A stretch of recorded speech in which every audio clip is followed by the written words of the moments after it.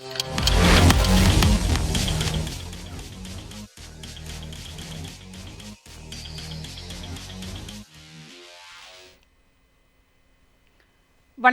சிந்தனை களம் நிகழ்ச்சிக்கு உங்களை வரவேற்கிறோம். உலகின் மிகப்பெரிய ஜனநாயக நாடான இந்தியாவினுடைய அரசியல் அமைப்பு சட்டம் 1949 நவம்பர் 26 ஏற்றுக்கொள்ளப்பட்டு 1950 ஜனவரி 26 முதல் நடைமுறைக்கு வந்தது. அந்த ஜனவரி 26 தான் குடியரசு நாளாக நாம் கொண்டாடி வருகிறோம். இன்றைக்கு நாடாளுமன்றத்தில் நேற்றும் இன்றும் இந்திய அரசியலமைப்பு சட்டத்தினுடைய 75வது ஆண்டை முன்னிட்டு விவாதங்கள் நடைபெற்றிருக்கின்றன. ஆளும் கட்சியான பாஜக கூட்டணியும் அதே நேரத்தில் இந்தியா கூட்டணியினுடைய நாடாளுமன்ற உறுப்பினர்களும் அதில் பங்கேற்று பேசியிருக்கின்றனர். நெருக்கடியான காலகட்டங்களிலெல்லாம் நாட்டிற்கு ஒரு மிகப்பெரிய கலங்கரை விளக்கமாக இந்திய அரசியலமைப்பு சட்டம்தான் இருந்திருக்கிறது, நாட்டை வழிநடத்தி இருக்கிறது என்பதை வரலாற்றிலிருந்து நம்மால் புரிந்து கொள்ள முடியும். அடிப்படை கொள்கைகளை மாற்றிக்கொள்ளாத ஒரு அரசியலமைப்பு சட்டமாகவும், அதே நேரத்தில் மாற்ற முடியாத ஒரு அரசியலமைப்பு சட்டமாகவும், அதே நேரத்தில் உலகியலின் மாற்றங்களுக்கு ஏற்ப தன்னை தகவமைத்துக் கொள்ளுகின்ற ஒரு அரசியலமைப்பு சட்டமாகவும் நெகிழ்வுத்தன்மை உடையதாகவும் கூட நம்முடைய அரசியலமைப்பு சட்டம் அமைந்திருப்பதுதான் இதனுடைய சிறப்பு என்பதையும் நாம் அனைவருமே அறிவோம். அத்தகைய அரசியலமைப்பு சட்டத்திற்கு இப்பொழுது ஆபத்து என்ற குரல் மிகப்பெரிய அளவில் ஓங்கி ஒலித்துக் கொண்டிருக்கிறது. நாடாளுமன்றம் வரை அது கேட்டுக்கொண்டிருக்கிறது. இந்த நிலையில் யாரால் அரசியலமைப்பு சட்டத்திற்கு ஆபத்து, எதனால் எப்படி ஆபத்து வருவதற்கு காத்திருக்கிறது, அதே நேரத்தில் எப்படி அரசியலமைப்பு சட்டத்தை நாம் பாதுகாப்பது என்ற பல்வேறு கேள்விகள் நம் முன்னே எழுகின்றன. நம்மோடு கருத்துக்களை பகிர்ந்து கொள்வதற்காக திமுகவினுடைய கொள்கை பரப்பு செயலாளர் முனைவர் சபாபதி மோகன் அவர்கள் நம்மோடு இணைந்திருக்கிறார். அதேபோல் அரசியல் விமர்சகர் திரு ராஜகம்பீரன் அப்பாஸ் அவர்கள் நம்மோடு இணைந்திருக்கிறார். கருத்துக்களை பதிவு செய்வோம். இரண்டு பேருக்கும் என்னுடைய வணக்கம். சபாபதி மோகன் சார், இன்றைக்கு அரசியல் அமைப்பு தொடர்பான விவாதம் நேற்றும் இன்றும் நம்முடைய நாடாளுமன்றத்தில் நடைபெற்றிருக்கிறது இல்லையா?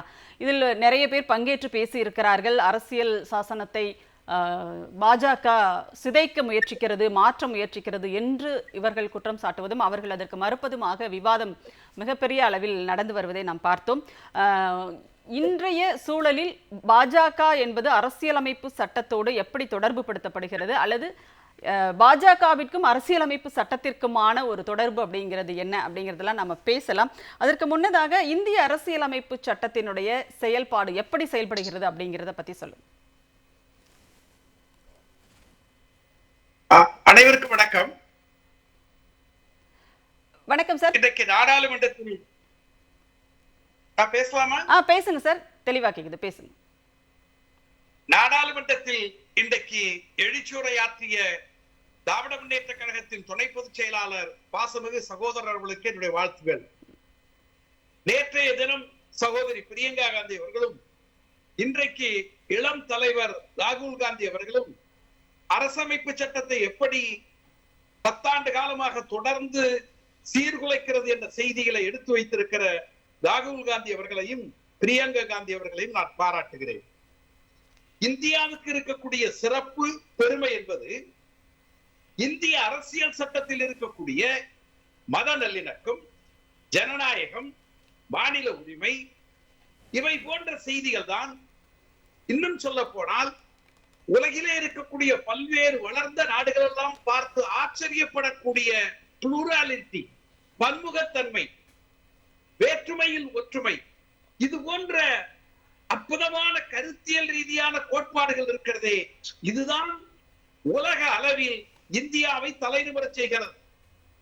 இந்தியாவினுடைய ஜிடிபி அதிகமா இருக்கா என்பதை காட்டிலும் இந்தியாவிலேதான் 90 கோடி இந்துக்களும் 25 கோடி இஸ்லாமியர்களும் 10 கோடி கிறிஸ்துவர்களும் சீக்கியர்களும் ஒற்றுமையாக வாழ்கிறார்கள் 75 ஆண்டு காலமாக என்று சொல்லக்கூடிய பிரத்யேகமான தனித்தன்மையாக இருக்கக்கூடிய மதச்சார்பின்மை, அதுபோல இந்த நாட்டில் இருக்கக்கூடிய அடிப்படை ஜனநாயகம், இவைகளை எல்லாம் கடந்த 10 ஆண்டு காலமாக சிதைத்து சின்னாபின்னப்படுத்தியிருக்கக்கூடிய அரசு. அரசமைப்பு சட்டத்தை 75வது ஆண்டை கொண்டாடி கொண்டிருக்கிறோம். வணக்கத்திற்குரிய பாபா சாஹிப் அண்ணல் அம்பேத்கர் அவர்களுடைய உயர்ந்த எண்ணம், அவர் உருவாக்கி இருக்கக்கூடிய அரசமைப்பு சட்டத்தை எப்படியெல்லாம் சிதைத்திருக்கிறார்கள் என்று பட்டியல் போடுவதற்கு 1-2 செய்திகள். இடஒதுக்கீடு என்பது சமூக நீதி என்பது பொருளாதார அடிப்படையில் அல்ல, கல்வியில் சமூக அந்தஸ்தில் பிற்படுத்தப்பட்டவர்களுக்குத்தான் இடஒதுக்கீடு. ஆனால் அந்த அடிப்படை சட்டத்திலேயே பிஜேபி அரசு கை வைத்து உயர் ஜாதியிலே இருக்கக்கூடிய ஏழைகள் எப்படி தெரியுமா, மாதம் 66,666 ரூபாய், ஆண்டொன்றுக்கு 8 லட்சம் ரூபாய் சம்பாதிக்கக்கூடிய உயர் ஜாதியினருக்கு எந்த விதமான தரவுகளும் இல்லை. இன்றைக்கு தமிழ்நாட்டிலே நடக்கக்கூடிய ஒரு பிரச்சனைக்கு தரவுகள் கேட்கிறார்கள். ஆனால் எந்த தரவுகளும் இல்லாமல் திடீரென்று கையெழுத்து போட்டு 10 விழுக்காடு அரசமைப்பு சட்டத்தினுடைய உயிர் நாடியாக இருக்கக்கூடிய பாபா சாஹிப் அம்பேத்கர் அவர்கள் உருவாக்கி இருக்கக்கூடிய அந்த சட்டத்தை சிதைத்தார்கள். அற்புதமான மாநிலம் காஷ்மீர். அந்த மாநிலத்தினுடைய சட்டமன்றத்தை கூட்டி அந்த மக்களினுடைய எண்ணத்தை பிரதிபலிக்கக்கூடிய வகையில் அதை செய்யாமல், சட்டமன்றத்திலே ஒரு முடிவெடுக்காமல் அந்த மாநிலத்தை சிதைத்த பெருமை, அந்த மாநிலத்தை உடைத்த பெருமை பிஜேபியை சாரும். 370 என்பது அந்த சமஸ்தானம் இந்தியாவோடு இணைக்கப்படுகிற பொழுது 370 என்கிற சட்டத்தின் அடிப்படையில் தான் இணைக்கப்பட்டது. பண்டைய நேரு காலத்திலிருந்து தொடர்ந்து இருக்கிறது. ஆனால் கொஞ்சம் கூட மனசாட்சியே இல்லாமல் அந்த சட்டத்தை தூக்கி எறிந்தார்கள். இல்ல இன்றைக்கு வந்து எதிர்க்கட்சிகள் பேசியதற்கு பிறகு நாடாளுமன்றத்தில் பேசிய பிரதமர் மோடி வந்து அந்த 370 அப்படிங்கிறது இந்திய ஒற்றுமைக்கு தடையாக இருந்தது, அதனால்தான் நாங்கள் 370 நீக்கி இப்பொழுது ஒன்றுபட்ட இந்தியாவாக நாங்கள் மாற்றி இருக்கிறோம் அப்படின்னு அவர் பதிவு பண்றார். எப்படி புரியவே இல்லையே, அவர் சொல்றதுல அர்த்தமே இல்லையே. அவர் இந்த சமஸ்தானம் காஷ்மீர் இந்தியாவோடு சேருவதற்கு அடிப்படையாக வைக்கப்பட்ட கோரிக்கையே 370 தான். அந்த 370 சட்டத்தின்படிதான் அவர்கள் இணைந்திருக்கிறார்கள். அதை நீங்க அந்த மாநிலத்தினுடைய மக்களை கேட்காமல் செய்வது எப்படி ஜனநாயகமாகும்? இன்னும் சொல்லுகிறேன், இந்தியாவில் இருக்கிற 25 கோடி இஸ்லாமியர்களை குடியுரிமை சட்டத்தின் மூலமாக அந்த வெறுப்பு அரசியலை கட்டக்கூடிய குடியுரிமை சட்டம், எத்தனையோ சட்டங்களை கொண்டு வந்தீர்கள், புதிய புதிய சட்டங்களை. இந்தியாவில் இருக்கிற விவசாயிகளுடைய கழுத்தை நெரிக்கக்கூடிய விவசாயிகளுக்கு எதிரான சட்டத்தை கொண்டு வந்தீர்கள். காமன் சிவில் கோட், ஒரே என்கிற வார்த்தை ஆபத்தான வார்த்தை. இந்த அரசில் ஆபத்தான வார்த்தை ஒரே நாடு, ஒரே இந்தியா, ஒரே தேர்தல், ஒரே ரேஷன் கார்டு, ஒரே வரி. இதுல இருக்கக்கூடிய ஆபத்து இருக்கிறதே, இந்த ஆபத்தை எல்லாம் இந்திய அரசியல் அமைப்பு சட்டத்தை சிதைக்கிற அதைத்தான். நீங்கள் எதற்கெடுத்தாலும் அவர்கள் சொல்வது என்ன தெரியுமா, அதோ பாருங்கள் எமர்ஜென்சி என்று. நிகழ்ச்சியிலே பங்கேற்றிருக்கக்கூடிய பாசத்திற்குரிய காங்கிரஸ் கட்சியை சார்ந்த சகோதரர் நேற்றைக்கு அவர் விவாதத்தில் ரொம்ப அழகாக தம்பி சொன்னாங்க, சார் எமர்ஜென்சி என்பது தவறு என்பதை நாங்கள் ஒத்துக்கொள்ளுகிறோம். அந்த இந்திரா காந்தி அவர்களே அதற்காக வருத்தம் தெரிவித்திருக்கிறார். அடுத்த செய்திக்கு வாங்க சொன்னார். அது ஒன்றை மட்டுமே பிடித்துக் கொண்டிருக்கக்கூடிய பிஜேபி அரசு வேறு எந்த குற்றத்தையாவது கடந்த காலங்களில் சுமத்த முடியுமா என்றால் இல்லை.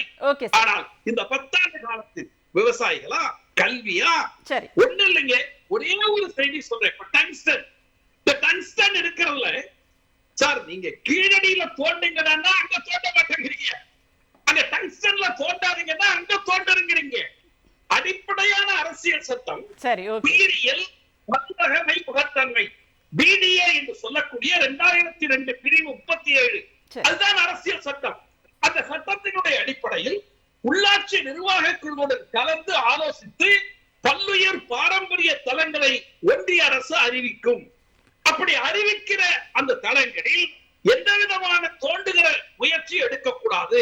இது சட்டம் 2002 போடப்பட்டிருக்கிற சட்டம், பிடிஏ, பயாலஜிக்கல் டைவர்சிட்டி ஆக்ட். அந்த சட்டத்தின்படி 2022 மதுரை அரிட்டாப்பட்டி என்பது பயாலஜிக்கலி சென்சிட்டிவ் ஏரியா என்று அறிவிக்கப்படுகிறது. ஆனால் அதற்கு பிறகு ஒன்றிய அரசு என்ன ஆணவம், என்ன திமிர் இருந்தால் அங்கே போய் அரிட்டாப்பட்டியிலே டங்ஸ்டன் தோண்டுவோம் என்று சொல்லுவார்கள். அப்ப இந்த சட்டத்தை பிழைப்பது யார்?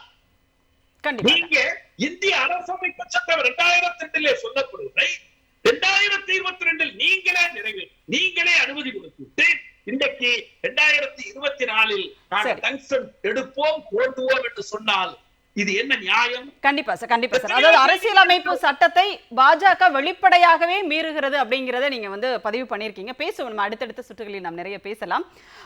நம்மோடு காங்கிரஸ் கட்சியின் சார்பில் வழக்கறிஞர் அலீம் அல்புகாரி அவர்களும் இணைந்திருக்கிறார். அவரையும் வரவேற்று நாம் அவருடைய கருத்துக்களையும் பதிவு செய்யலாம். அலீம் சார் வணக்கம். வணக்கம் சார். இன்றைக்கு நாடாளுமன்றத்தில் விவாதங்கள் இரண்டு பக்கமுமே நடந்ததை நம்ம பார்த்தோம். அரசியல் அமைப்பினுடைய 75 ஆண்டு கால பயணம் தொடர்பாக இப்போ என்ன ஒரு கேள்வி அப்படின்னா, உடனடியாக எதிர்க்கட்சிகள், இந்தியா கூட்டணி கட்சிகள் குறிப்பாக பாஜக மீது வைக்கின்ற குற்றச்சாட்டு அப்படிங்கிற அவங்க அரசியல் சாசனத்தை திருத்த பார்க்கிறார்கள், அரசியல் சாசனத்தை அழிக்க பார்க்கிறார்கள் அப்படிங்கிற ஒரு குற்றச்சாட்டு அழுத்தமாக நாடாளுமன்றத்திலேயே வைக்கப்படுகிறது. ஆனால் இதோடு மூன்றாவது முறையாக தொடர்ச்சியாக ஒன்றியத்தில் ஆட்சிக்கு பாஜக வந்துட்டாங்க. ஆனா இப்போ வரைக்கும் அதற்கான எந்த ஒரு இதுவும் இல்லையே சார். அவங்க இன்னும் திருத்தவே இல்லையே, அரசியல் சட்டத்தை திருத்தல, அதுல எந்த திருத்தங்களும் கொண்டு வரல அப்படிங்கிறது வெளிப்படையாக அவங்க வைக்கிற ஒரு விஷயம். அப்புறம் ஏன் திரும்ப திரும்ப அதை திருத்த போறாங்க, அழிக்க போறாங்கன்ற ஒரு குற்றச்சாட்டு எப்படி வருது? அதாவது தலைவர் பிரியங்கா காந்தி அவர்கள் தன்னுடைய நேற்றைய உரையின் போது இது சம்பந்தமாக ஒரு கருத்தை வந்து ரொம்ப ஆணித்தரமாக தெரிவித்திருக்கிறார். அது என்ன அப்படின்னா, மக்களிடம் நாம் வைத்த குற்றச்சாட்டினுடைய உண்மைத்தன்மை வெளிப்பட்டதனுடைய விளைவுதான் நீங்க வந்து உங்களுடைய பெரும்பான்மையை இழந்தீர்கள் என்று ஒரு விஷயத்த சொன்னாங்க. அதாவது உங்களுக்கு எத்தனையோ விஷயங்களை விவாதிப்பதற்கு, ஏன் மணிப்பூர் போன்ற சீரியஸ் இஷ்யூவை விவாதிக்கணும்னா கூட கண்டிப்பா நீங்க வந்து நோ கான்பிடன்ஸ் மோஷன் கோட் போட்டுதான் பிரதமரை இழுத்துட்டு வர வேண்டியது இருக்கும். அப்படிப்பட்ட சூழல்லாம் இருக்கும் பொழுது எப்படி இன்னைக்கு கான்ஸ்டிடியூஷனை பத்தி விவாதிப்பதற்கு இவர்கள் ஏதோ ஒரு வகையில் ஏற்றுக்கொண்டார்கள் என்று சொன்னால், அதற்கு காரணம் இவர்கள் அரசமைப்பு சட்டத்தை திருத்தி விடுவார்கள் என்று பொதுமக்கள் அதை உறுதியாக நம்புகிறார்கள். நம்பியதுடைய விளைவுதான், ஏன்னா அவங்களுடைய செயல்பாடு அப்படி இருக்கு, அப்படி நம்பியதுடைய விளைவுதான் நீங்க பெரும்பான்மை இழந்தீங்க என்று நேற்றைய தினம் மரியாதைக்குரிய பிரியங்கா காந்தி அவர்கள் சொன்னாங்க. அதுல இன்னொரு முக்கியமான செய்தி நம்ம பார்க்கணும். சர்வாதிகாரமும் ஒரு நாட்டுல வந்து ஒரு அலீம் சார் ஒரு சின்ன குறுக்கீடு. அதாவது விவாதிக்க விடலைன்னு சொன்னாலும் அதை ஒரு குற்றச்சாட்டா சொல்றீங்க. அவங்க வந்து அரசியல் சாசனம் தொடர்பாக விவாதிக்கலாம் அப்படின்ற ஒரு இடத்துக்கு வரும்போதும் அதையும் ஒரு குற்றச்சாட்டா வச்சீங்கன்னா எப்படி? ஏன்னா 2015 அவங்க தான் அரசியல் சாசன தினம் அப்படிங்கிறதையே வந்து கடைபிடிக்க தொடங்குவதே பாஜக தான் கொண்டு வந்திருக்காங்க. இல்ல, இங்க வந்து குற்றச்சாட்டை பற்றி அதல்ல, இங்க நம்ம நல்லா கவனிக்கணும். நீங்க கேட்ட கேள்வி என்பது அதுல உண்மைத்தன்மை இருக்குதா, அவங்க மாத்திருவாங்க என்பதில் உண்மைத்தன்மை இருக்குதா அப்படின்னா, அவங்க வந்து எதை பத்திலாம் அக்கறை கொள்ளலையோ அதை அவங்க கேரே பண்ண மாட்டாங்க. நீங்க அதை பத்தி விவாதிக்கணும் அப்படின்னு சொன்னா, இப்ப உதாரணத்துக்கு அதுல தேர்தல் ஆதாயமோ அது மக்கள்கிட்ட போய் ரீச் ஆகுதா, அதுல உண்மைத்தன்மை இருக்குதா என்பதெல்லாம் கவனிப்பாங்க. ஒரு விஷயம் உண்மைத்தன்மை இருக்கணும், ரெண்டாவது அது மக்கள்கிட்ட போய் ரீச் ஆகணும். இங்கு உண்மைத்தன்மையும் இருக்கிறது, அது மக்கள்கிட்ட போய் ரீச் ஆகியும் இருக்கிறது, அது தாக்கத்தையும் ஏற்படுத்தி இருக்கிறது என்பதனால் அதை ஏற்றுக்கொண்டார்கள் சொல்றேன். இது குற்றச்சாட்டோட இல்லாம அவங்க எப்படி அதை செஞ்சாங்க அப்படிங்கறத நம்ம பார்க்கணும் இல்லையா? ஒரு மோடஸ் ஆபரண்டி, இது எப்படி அவங்க அதை சாத்தியப்படுத்துறாங்க அப்படின்னு சொன்னா அது ரொம்ப முக்கியமா இங்க கவனிக்கப்பட வேண்டிய ஒரு விஷயம். அது என்ன அப்படின்னா, அரசமைப்பு சட்டத்தையே நாங்க வந்து சேஞ்ச் பண்ணிட்டோம், பண்ணி தூக்கி போட்டோம் என்று சொல்ல வேண்டும் என்கின்ற அவசியம் இல்லை. அதான் இங்க நல்லா கவனிக்கணும். ஒரு அரசமைப்பு சட்டத்தில் சொல்லப்பட்டிருக்கக்கூடிய சரத்துக்கள், அரசமைப்பு சட்டத்தில் உறுதி செய்யப்பட்டிருக்கக்கூடிய விஷயங்களை மீறினாலே போதும். நீங்க இப்படி ஒரு குற்றச்சாட்டை வச்சுக்கிட்டு தானே இருக்கிறீங்க அப்படின்னு சொன்னா எப்படி அவர்கள் பெரும்பான்மை இழந்தார்கள்? அதான் நேற்றும் பிரியங்கா காந்தி அவர்கள் சொன்னாங்க. நான் இன்னைக்கு அதான் பதிலா சொல்லுவேன். மக்கள் மத்தியிலே எது போய் சேர்ந்திருக்கிறது என்று சொன்னால் உண்மையிலேயே இந்த செய்தி போய் சேர்ந்திருக்கிறது. ஏன்னா அவங்களுடைய செயல்பாடுகள் அப்படி இருந்திருக்கிறது. அதனால் தான் இப்படி வந்து அரசமைப்பு சட்டத்துக்கு எதிராக நம்ம பேசிடக்கூடாது, இது பேசுறதுல தாக்கம் இருக்கு என்பது தெரிஞ்சதுனாலதான் யோகி ஆதித்யநாத் வந்து மகாராஷ்டிரா தேர்தல் பிரச்சாரத்தின் போது பட்டேங்கே தோ கட்டேங்கே அப்படின்னு பேசுறாரு. அப்படி பேசின உடனே அஜித் பவாரும் அதை கண்டிக்கிறார். அவருடைய பேர் எனக்கு சரியா அசோக் சவான் நினைக்கிறேன் அவருடைய பேர். பாஜகவினுடைய தலைவருமே அதை கண்டிக்கிறார். இஃப் ஐ எம் ரைட், பாஜகவுடைய தலைவர் வந்து அதை கண்டிக்கிறார். இல்ல இப்படிலாம் இங்க பேசக்கூடாது.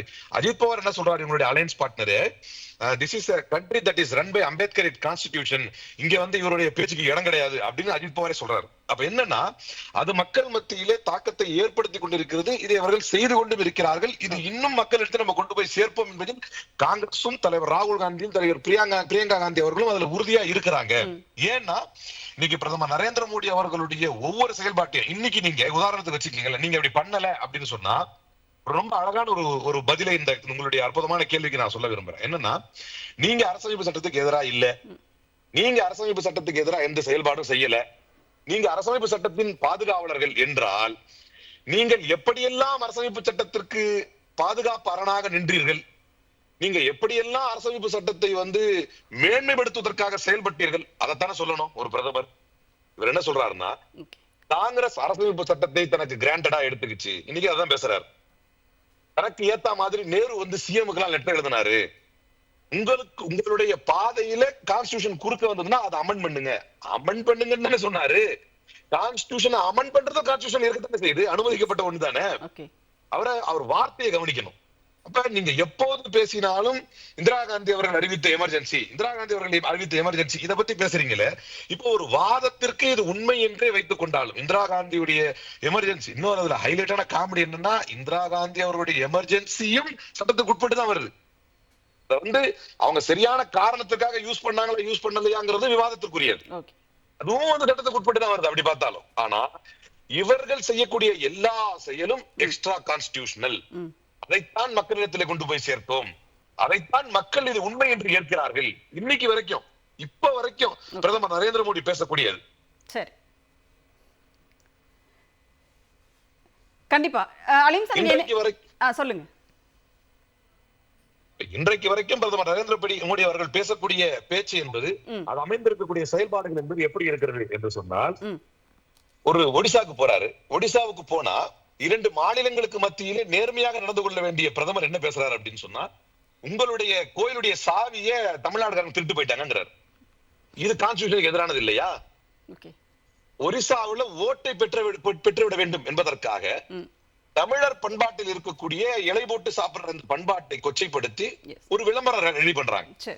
அந்த விளம்பரத்துல இலையை விரிச்சு ஏகே பாண்டியனை கேவலப்படுத்ததா நினைச்சுக்கிட்டு ஒட்டுமொத்த தமிழினத்தையும் அந்த தமிழர்களுடைய ஒரு பண்பாட்டையுமே கேவலப்படுத்துறாங்க. இலையை விரிச்சு சோத்தை போட்டா, அந்த சோத்துல ரசத்தை போட்டா அது வழிஞ்சு அப்படியே போகுது, அதை சாப்பிட முடியாம கஷ்டப்படுறான். இதை ஒரு தேர்தல் கேம்பெயின் வீடியோவாவே ரெடி பண்ணி ஒடிசாவினுடைய பாஜக தன்னுடைய ஹேண்டிலே போடுது, அபிஷியல் ஹேண்டிலே வெளியிடுறாங்க.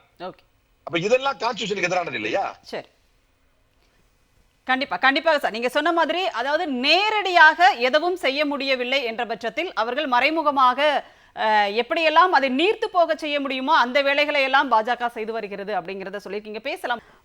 ராஜகம்பீரன் அப்பஸ், அதாவது அரசியல் சாசனத்தை குறித்து பேசும்போது ஆளும் கட்சி மீது ஒரு பெரிய குற்றச்சாட்டு வைக்கப்படுற அதே நேரத்தில் அவர்களும் என்ன சொல்றாங்கன்னா, அரசியல் சாசனத்தை பாதுகாப்போம் அப்படிங்கிறத அவங்களும் சொல்றாங்க. இன்னைக்கு பிரதமர் மோடி அவர்கள் பேசிய நிறைவுரை அப்படின்னு கூட நம்ம இதை எடுத்துக்கலாம். நாடாளுமன்றத்தில் அதில் பேசும்போது கூட அவர் என்ன சொல்றாருன்னா, அதாவது எப்பொழுதுமே இந்தியாவை ஒருங்கிணைக்கின்ற ஒரு சக்தியாக அரசியல் சாசனம் தான் இருக்கிறது அப்படிங்கிறத அவர் சொல்றாரு. பிரிந்து கிடந்த இந்தியாவை இணைத்ததே இந்த அரசியல் சாசனம் தான் அப்படின்றதையும் அவர் குறிப்பிடுறாரு. அப்போ அவர்களும் அரசியல் சாசனத்தை பாதுகாப்போம் அப்படின்னு தானே சொல்றாங்க. கடந்த நாடாளுமன்ற தேர்தலிலே அரசியல் சாசனத்தை திருத்துவோம் என்று பேசியவர்களே பாஜக காரர்கள் தேர்தல் பிரச்சாரங்களிலேயே அது பேசினாங்க. நாங்கள் அதிக பெரும்பான்மை பெற்றால் அரசியல் சாசனத்தை நாங்கள் திருத்துவோம், அரசியலமைப்பு சட்டத்தை நாங்கள் திருத்துவோம் என்று சொன்னார்கள். இந்த இரட்டை நிலைப்பாடு தான் பாஜகவினுடைய நிலைப்பாடு. அவர்களுக்கு எப்பொழுதுமே அவர்கள் எதை சொல்லுகிறார்களோ அதற்கு நேர் எதிரடையான ஒன்றை அவர்கள் எப்பொழுதுமே செயல்படுத்தக்கூடியவர்களாக இருக்கிறார்கள். அவங்களுக்கு இந்த வெறுப்பு பிரச்சாரம் செய்கிறாங்க. முழுக்க நீங்க பார்த்தீங்கன்னா வெறுப்பு பிரச்சாரத்தை முதன்மையான விஷயமாக பிரதமர்ல தொடங்கி அந்த அமைப்பினுடைய கடைக்கோடி இருக்கக்கூடிய உறுப்பினர் வரைக்குமே வெறுப்பு பிரச்சாரத்தை திட்டமிட்டு செய்கிறாங்க. இதுவே அரசியல் அமைப்புக்கு எதிரானதுதான். அப்ப அவர்களுடைய நோக்கம் என்னன்னா, ஒரு பிளவு இந்தியாவை தான் அவர்கள் உருவாக்க விரும்புகிறார்கள். அவர்கள் உருவாக்க விரும்புகிற இந்தியா என்பது வர்ணாசிரம தத்துவத்தை, சனாதனத்தை, ஜாதிய ஏற்றத்தாழ்வுகளை, ஒரு அரசின் திட்டம் வருகிறது அப்படின்னு சொன்னா அதுக்கு என்ன அவங்க சொல்றாங்க, விஸ்வகர்மா திட்டம்னு பேர் வைக்கிறாங்க. உள்ள புகுந்து பார்த்தா நீங்க என்ன ஜாதி, நீங்க அவன் ஜாதிக்கான தொழிலை தான் பார்க்கணும் என்று சொன்ன கடந்த காலத்தை புதுப்பிக்கிற வேலையை திரும்ப செய்ய பார்க்கறாங்க. அப்போ அவங்களுடைய நோக்கம் என்னவாக இருக்கிறது என்றால், எல்லாருமே முன்னோக்கி போகணும், அறிவியல் பார்வையோடு இந்த தேசத்தை முன்னோக்கி நகர்த்தி கொண்டு போக வேண்டும் என்பதற்கு பதிலாக கடந்த காலங்களிலே நாம் என்னவாக இருந்தோம் அந்த பெருமைகளை தான் திரும்ப பேசுறாங்க. நம்மளுடைய அப்ப என்ன சொல்றாங்கன்னா, அதைத்தான் ராகுல் காந்தி கூட சொல்றாரு, ஒரு கையில மனுஸ்மிருதியையும் இன்னொரு பக்கம் அரசியல் சாசனத்தையும் கையில் வைத்துக் கொண்டு மனுஸ்மிருதியை தான் அவர்கள் நடைமுறைப்படுத்துவதற்கு அவர்கள் முயற்சி செய்கிறார்கள். திருமாவளவன் அவர்கள் கூட அதை குறிப்பிட்டு இன்றைக்கு பேசினாரு. அவர் பேசுகிற போது என்ன சொல்றாருன்னா, அரசியலமைப்பு சட்டத்தினுடைய ஆன்மாவை நீங்கள் கொன்று விட்டீர்கள்னா மைக் ஆஃப் பண்ணிட்டாங்க.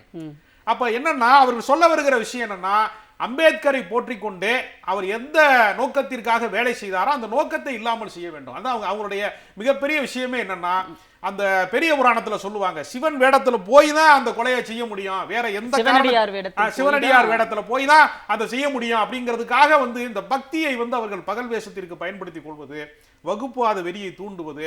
ஆனா 10 ஆண்டு காலம் காஷ்மீர்ல தேர்தலே நடத்தாம இருந்தாங்களே, அது அரசியல் சாசனத்துக்கு உட்பட்டதா?